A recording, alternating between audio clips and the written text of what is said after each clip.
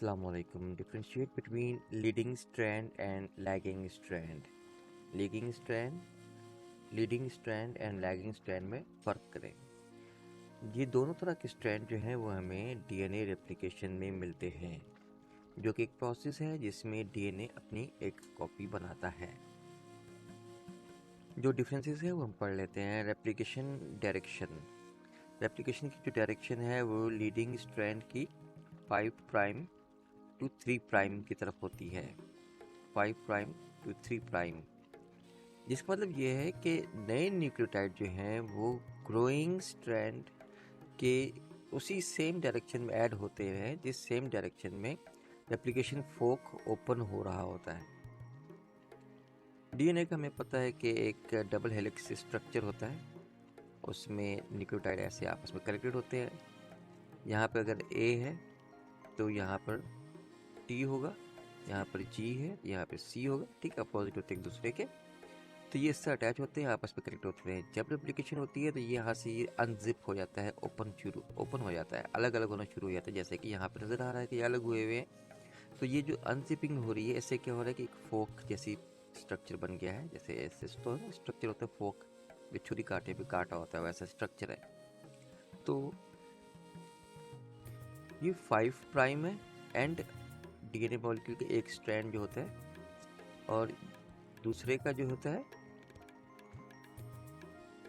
जो रेप्लिकेशन होती है दूसरी वाले की, वो उसकी मुखालिफ सिमत में हो रही थी। इसकी इधर से इस तरफ ग्रो करती हुई जा रही है, यहाँ पर रेप्लिकेशन हो रही है, बनता जा रहा है।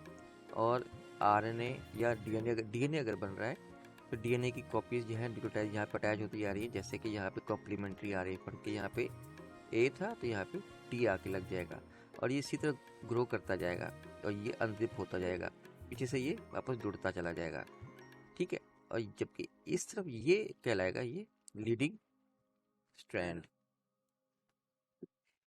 जो ये वाला है ये कहलाएगा लैगिंग स्ट्रैंड, यानी पीछे रह जाने वाला, लैग करने पीछे पीछे चलने वाला। ये स्लो ग्रो कर रहा है, ये स्लो बन रहा है क्योंकि ये मुखालिफ सिम से बन रहा है। 3 to 5 प्राइम बनता है, ऐसे बनता है ये। जब बन जाता है एक टुकड़ा तो उस टुकड़े को फिर दूसरे टुकड़े के साथ जो बन जाता है उसे जोड़ा जाता है। तो इसका प्रोसेस बिल्कुल उससे मुख्तलिफ है। इसमें एक एंजाइम इस्तेमाल हो रहा है, तेज़ है ये, जबकि इसमें एक से ज़्यादा एंजाइम इस्तेमाल हो रहे हैं और एक जोड़ने वाला एंजाइम भी मौजूद है जिसको लाइगेज कहते हैं।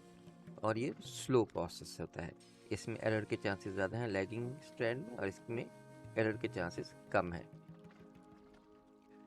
Leading strand replicates continuously in the 5 prime to 3 prime direction, meaning new nucleotides are added to the growing strand in the same direction as the movement of the replication fork. This allows for smooth and uninterrupted synthesis. While lagging strand replicates discontinuously, टुकड़े टुकड़ों में होता है, in the 3 prime to 5 prime direction, बिल्कुल इसके opposite to the movement of the replication fork. replication fork ऐसे open हो रहा है, ये इस तरफ चल रहा है, ये इस तरफ ओपन होता जा रहा है आहिस्ता आहिस्ता। नहीं भी ऐसे ओपन है, फिर आगे जाके ऐसे ओपन हो जाएगा, इस तरफ ओपनिंग हो रही है। जबकि ये जो रेप्लिकेशन हो रही है लैगिंग स्ट्रैंड की, वो अपोजिट डायरेक्शन में हो रही है। This means new nucleotides are added in short fragments called Okazaki fragments. छोटे छोटे फ्रेगमेंट्स बनते हैं डीएनए के, which are later joined together by an enzyme called DNA ligase। जब उन छोटे डीएनए के फ्रेगमेंट्स को, जिनको ओकाजाकी फ्रेगमेंट्स कह रहे हैं, डीएनए लाइगेज जोड़ के मुकम्मल कर लेते हैं। तो इस तरह पूरा एक डीएनए का और मॉलिक्यूल बन जाता है। इसी चीज़ को हम एक और पिक्चर में दोबारा देखते हैं। ये डीएनए मॉलिक्यूल की रेप्लिकेशन हो रही है, ये 5 प्राइम डायरेक्शन है और ये 3 प्राइम डायरेक्शन है, यानी यहाँ पे, ठीक है। यहाँ से यहाँ ये लीडिंग स्ट्रैंड मूव कर रहा है, ठीक है, और फोक भी इसी तरह ओपन होता जा रहा है। यहाँ से फोक, रेप्लिकेशन फोक ओपन हो रहा है, आहिस्ता ओपनिंग इसकी बढ़ती जाती है इस तरफ। लीडिंग स्ट्रैंड भी इसी तरह ही बन रहा है, देखें यहाँ से बनता हुआ आ रहा है, ठीक है, ये बनता हुआ आ रहा है और नए भी न्यूक्लियोटाइड यहाँ पे अटैच होते जा रहे हैं।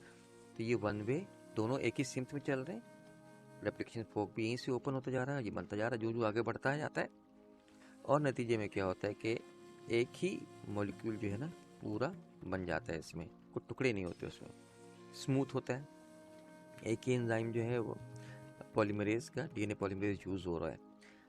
जबकि इसके अपोजिट आपको देखें, जो कि ये लैगिंग स्ट्रैंड है, ये एक टुकड़ा बेचारा बनता है यहाँ पे, और ओकाजाकी जो है हम इसको फ्रैगमेंट कहेंगे, और ये 3 प्राइम यानी इस डायरेक्शन से इस डायरेक्शन में यानी 5 प्राइम की तरफ बन रहा होता है, यानी यूं बनता है ये। ठीक है, यहाँ यहाँ ऐसे ऐसे पहले ये पहले ये पहले ये फिर ये जुड़ेगा। जबकि इसमें क्या हो रहा है कि पहले ये पहले लेफ्ट से राइट जुड़ते जा रहे हैं, जैसे नज़र भी आ रहा है।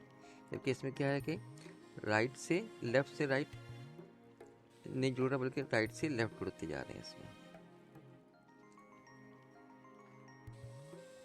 नहीं, यहाँ पे राइट से लेफ्ट जुड़ रहे हैं और यहाँ पे लेफ्ट से राइट। ठीक है, जब एक सेगमेंट बन जाता है काफ़ी बड़ा, तो फिर वो अलग हो जाता है, यानी अलग नहीं होता, इसके साथ ही रहता है। और यहाँ पे दूसरा सेगमेंट जो बना हुआ होता है उसको डीएनए लाइगेज जो है वो ज्वाइन करता है। इस लैगिंग स्ट्रैंड में एक से ज़्यादा डीएनए पॉलीमरेज यूज़ हो रहे होते हैं एंजाइम्स, क्योंकि इसमें एक ही एंजाइम पूरा डीएनए का ये वाला सेगमेंट बना रहता है।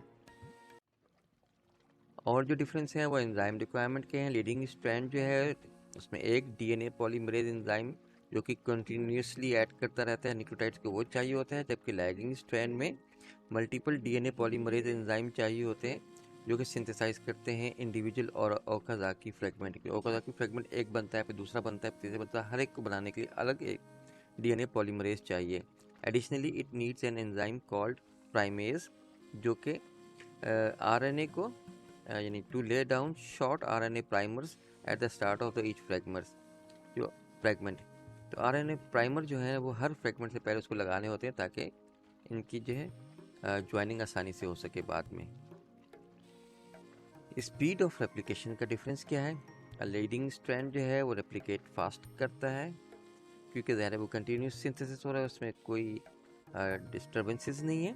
जबकि lagging strand replicate slow due to the need for fragment synthesis and joining. यानी पहले फ्रेगमेंट बनता है यानी सिंथेसिस, फिर उसकी ज्वाइनिंग होती है, फिर वो आगे चलता है। इस तरह वो स्लोअर है। ओवरऑल एफिशिएंसी, लीडिंग स्ट्रैंड जो है वो एफिशिएंट है और इस वजह से उसमें गलती के चांसेस कम है, लेस प्रोन टू एरर्स। जबकि लैगिंग स्ट्रैंड एडिशनल एंजाइम चाहिए होते हैं, एडिशनल स्टेप्स चाहिए होते हैं, लिहाजा ये ज़रा सा कम एफिशिएंट होता है और इसमें गलती के चांसेस या एरर के चांसेस ज़्यादा हैं and more susceptible to errors. That is all.